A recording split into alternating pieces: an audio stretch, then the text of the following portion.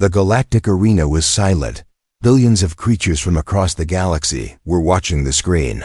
It was the final duel of the interstellar combat trials, a tradition that had existed for centuries.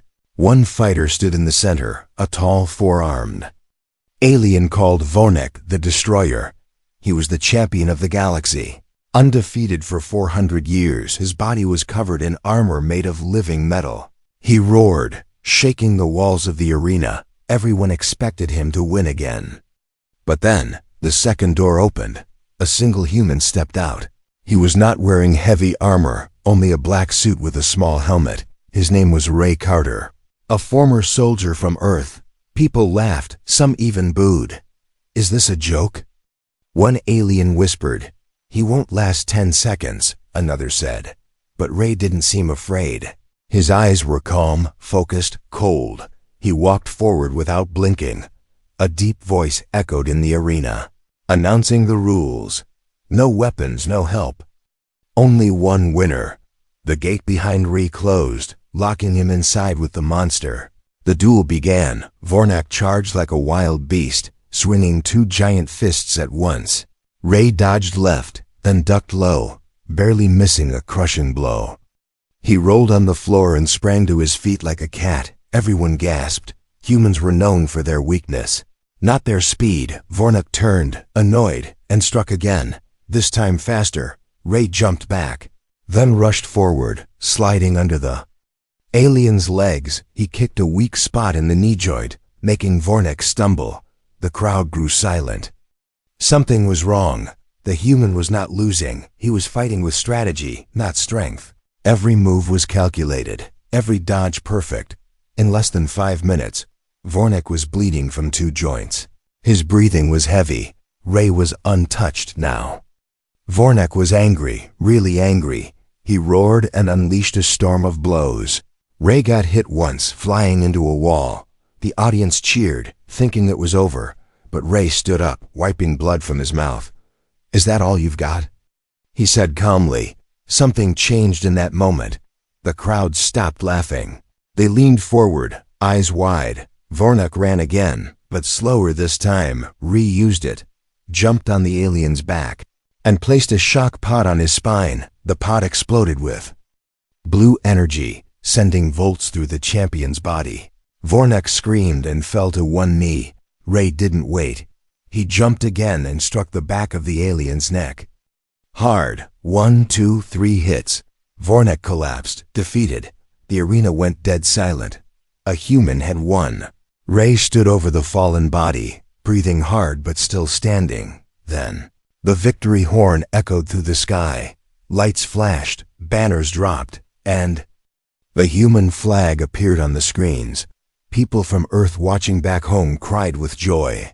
But in the arena, Ray wasn't smiling. He looked confused, and then worried.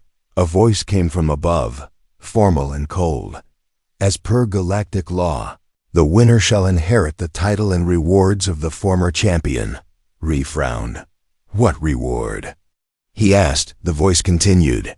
"The champion was married to 3 royal consorts. Now by law, they belong to the new victor." The crowd cheered louder than ever. Cameras zoomed in on the royal booth, where 3 alien women stood. One had silver skin and glowing eyes. One had long red hair and golden armor. The third wore robes and a crown. Her expression unreadable. They walked slowly toward Ray, each looking at him with different emotions. Disgust, curiosity, and something else, maybe fear, maybe rage. Ray stared at them, stunned.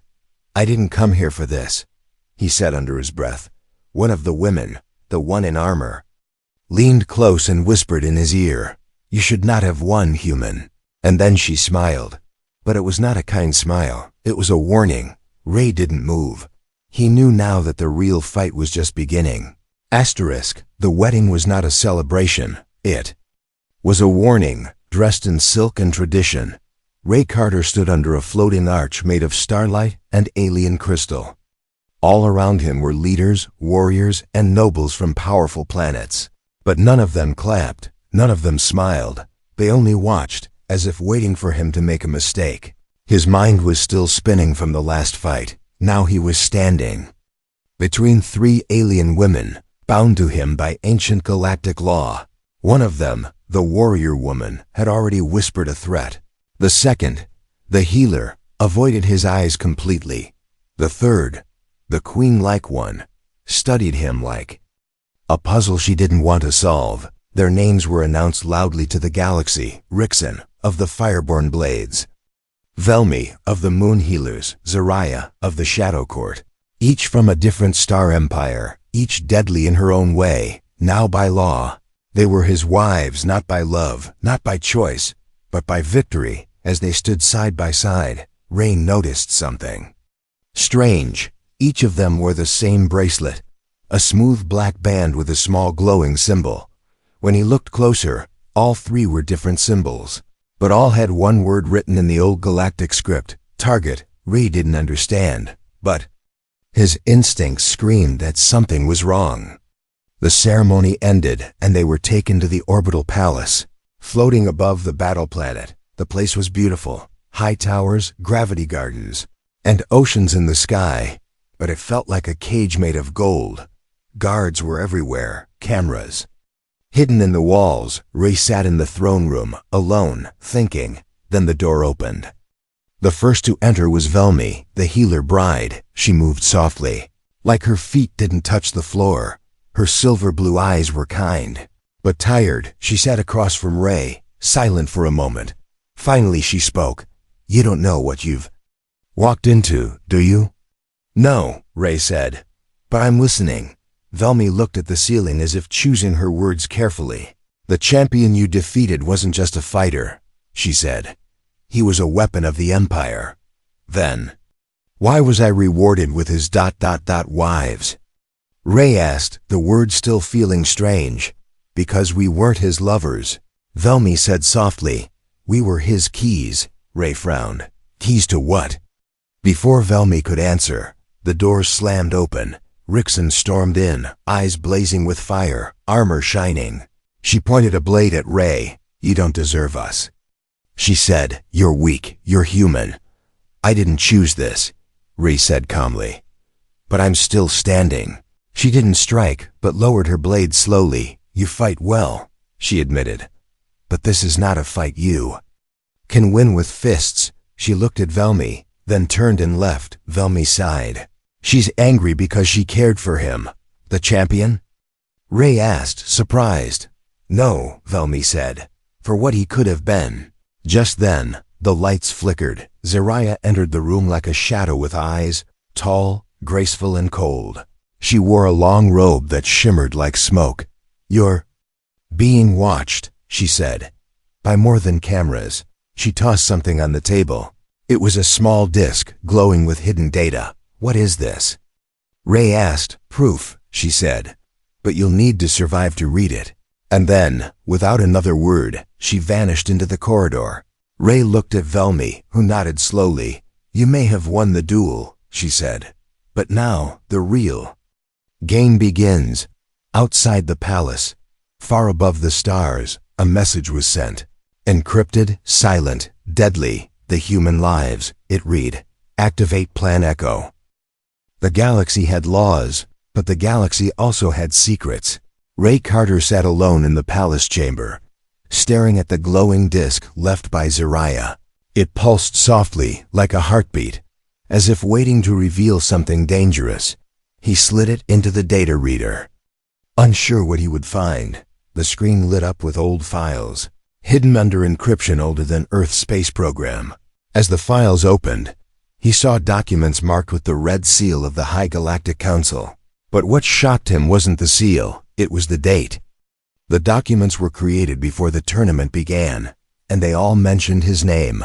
Subject: Ray Carter. Species: human. Status: unaware. Role: catalyst. Ray's blood turned cold. They didn't just allow him to fight, they chose him, set him up. He wasn't just a surprise winner. He was part of a plan he knew nothing about. He stepped away from the screen, his thoughts spinning.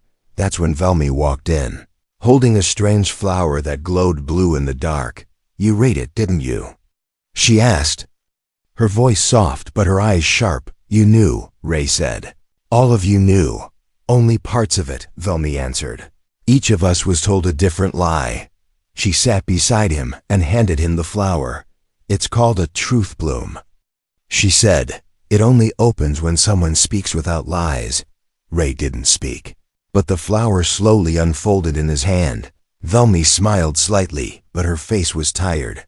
You were not supposed to win the duel. She whispered. You were meant to die.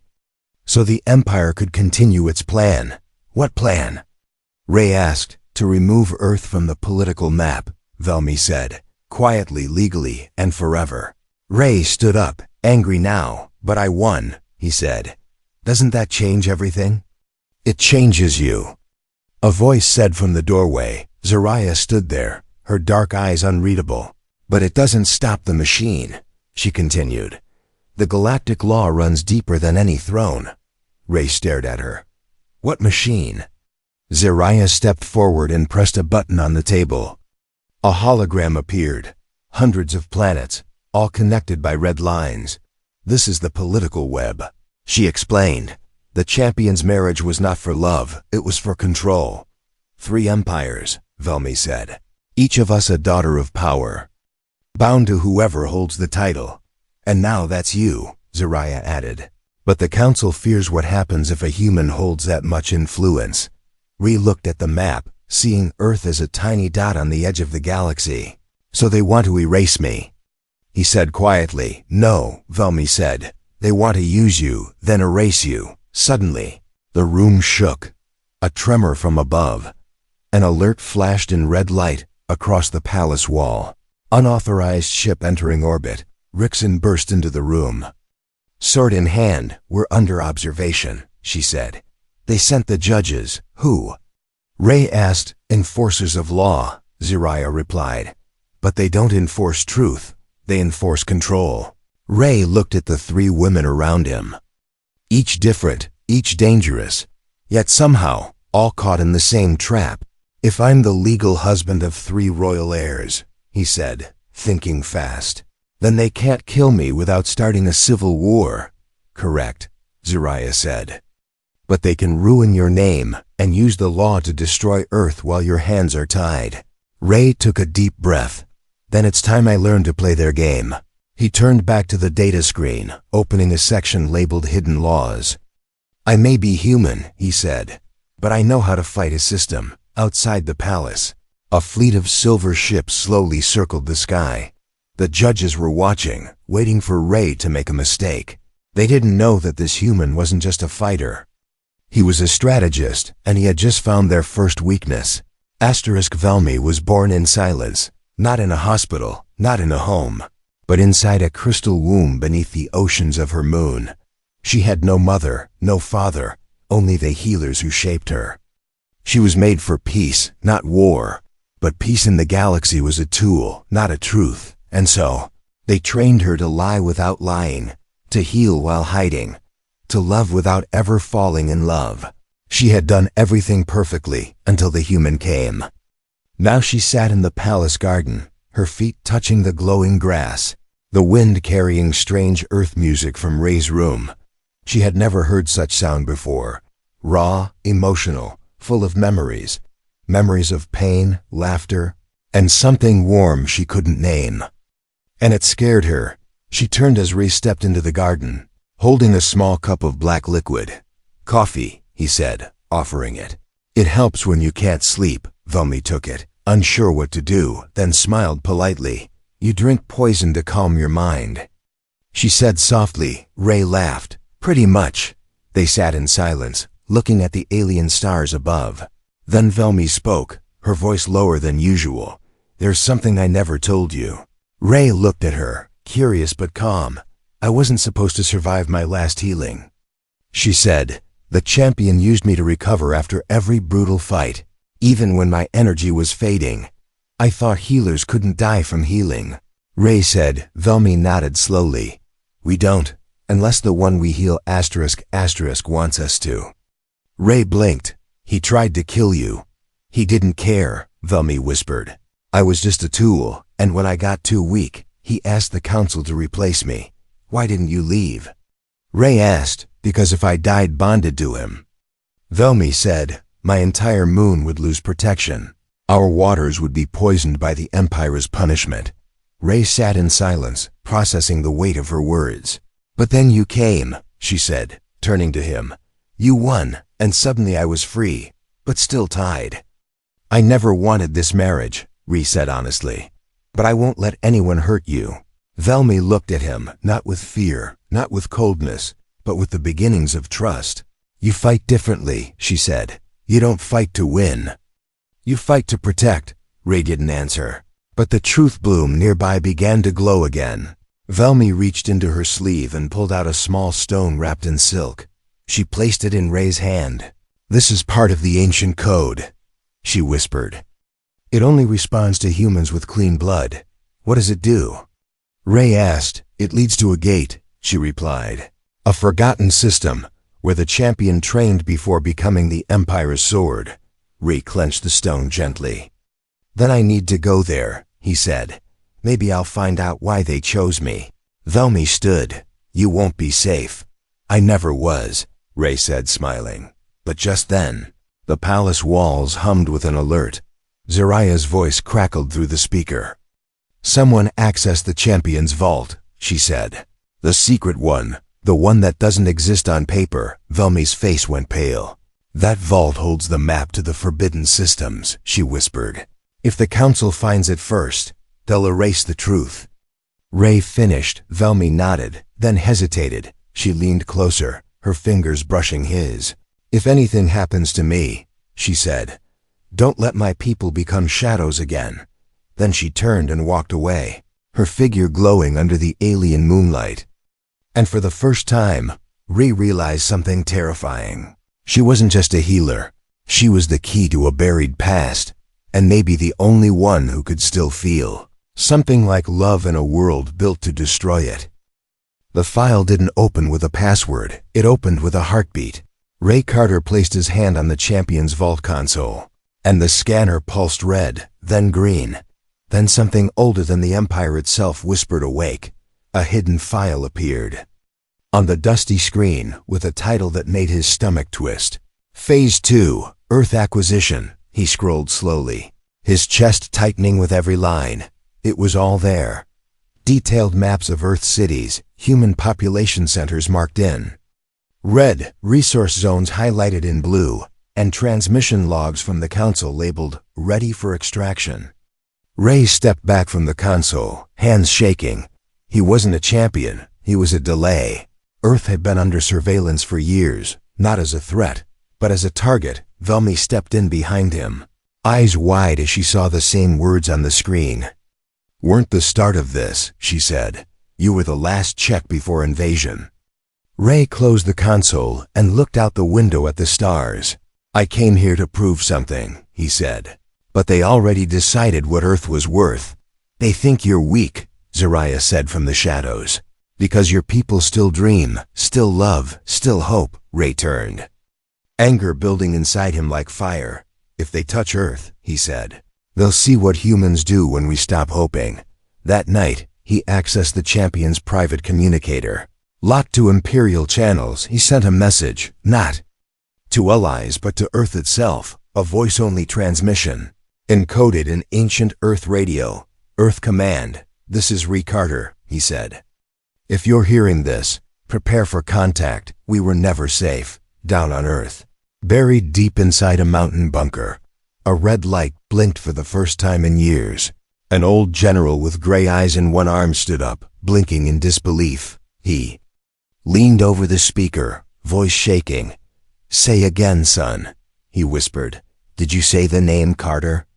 Back on the palace station, alarms started flashing. Not from outside, but from within. Zariah rushed into the room with a datapad. They moved the timeline, she said. Earth is now phase 1. What? Ray asked, stepping forward. They're not going to wait anymore, she replied. They're sending the first fleet in 6 hours. Velmi's breath caught. They're skipping the council approval, she whispered. That's illegal, even by their standards. No, Ray said, jaw tight. It's worse. They've already approved it. Rixon stormed in, her armor half done, sword in hand. "We still have one option," she said. "A war beacon, buried in the champion's escape pod." Ray frowned. "What does it do?" "It sends a battle call," Rickson said, "to every outlawed ship and rebel cell within 50 systems. But it will also expose our location," Velmy warned. "They'll come for us first." "Good," Ray said, walking toward the launch. "Bay, let them come." He opened the panel and placed his hand on the war beacon, feeling its heat rise like a storm. "You wanted a champion," he muttered. "Now you've got a soldier." He pressed the beacon, and across the galaxy, 1,000 old ships woke up from sleep, engines flared, weapons charged, and war drums began to echo through deep space. Some would come for the money, some for blood, and a few for justice, but they would all follow one signal. One message burned across every screen. Asterisk, the crown was not made of gold, it was made of code, a string of forgotten commands hidden deep in the champion's neural implant. When Ray Carter defeated Vornek, the champion's armor didn't just fall. It transferred. Now it was waking up in the quiet of his quarters. Ray sat with his hand on the old data helm, a silver ring worn by galactic rulers for generations. But this one was different. It scanned him, slowly, and a voice whispered into his mind. "Heir confirmed, legacy rebooting." Ray didn't know what that meant, but he felt something change inside him, a rush of knowledge, languages, ship schematics, laws, thousands of years of leadership downloaded into his head in seconds. He gasped, falling to his knees, but didn't scream. He stood up, eyes glowing with blue light for just a second. Then it vanished. Velmy rushed in, eyes wide. "What did you do?" she asked. "I didn't," Ray said. "It chose me." The old tech wasn't just a title. It was a command system, able to summon hidden fleets, unlock war protocols, and override council barriers. He now had the power of an emperor, but only if he could survive long enough to use it. The judges were coming, the invasion was moving, and Earth didn't have weeks, it had hours. Ray walked into the strategy chamber where Zariah and Rickson were already arguing. "This is a suicide move," Rickson said, slamming her fist on the VI table. "They'll crush Earth in hours." "Unless we divide them," Zariah replied. "The Empire fears rebellion. If 10 systems rise, they'll pause." Ray entered, calm and focused. "They won't pause," he said, "but they will bleed." He placed the crown ring on the console, and it activated a galaxy-wide interface. "Rickson," he said, "you'll command the outer sectors, gather rogue fleets, hit their fuel lines." "Finally," she said with a grin. "Real orders, Zariah," Ray continued. "You'll deliver false intel to the council. Make them think I'm still hiding on Station A9. She smirked. "Easy, Velmy," Ray said gently. "I need you to send a signal to the Moon Healers. Tell them the prophecy has begun." She hesitated. "They'll call me a traitor." "Or a savior," Ray said. She nodded slowly. Ray looked at the galactic map, his eyes tracing every path to Earth. Then he pointed at one sector, a forgotten corner of space marked in red. "What's this?" he asked. Zariah's face turned pale. "The tomb systems," she said quietly. "Abandoned since the civil burn, but rumored to hold things." Ray's voice was steady. "Then that's where I'll make my stand." "You'll die alone," Rickson said. "No," Ray said, turning to them all. "I'll show them what humans are made of." He pressed the command button on the console, and across the galaxy, every outlaw fleet, hidden AI, and rebel colony received one line of ancient authority. "By champion's law and emperor's right, rise." Meanwhile, in the council chambers, a judge read the intercepted message aloud. An elder leaned forward and whispered, "He's activating the throne protocol." Another asked, "Shall we cancel the invasion?" The high counselor stood, trembling with rage. "No," he hissed. "Kill him before he remembers who he is." But it was too late. Ray Carter was no longer just a fighter.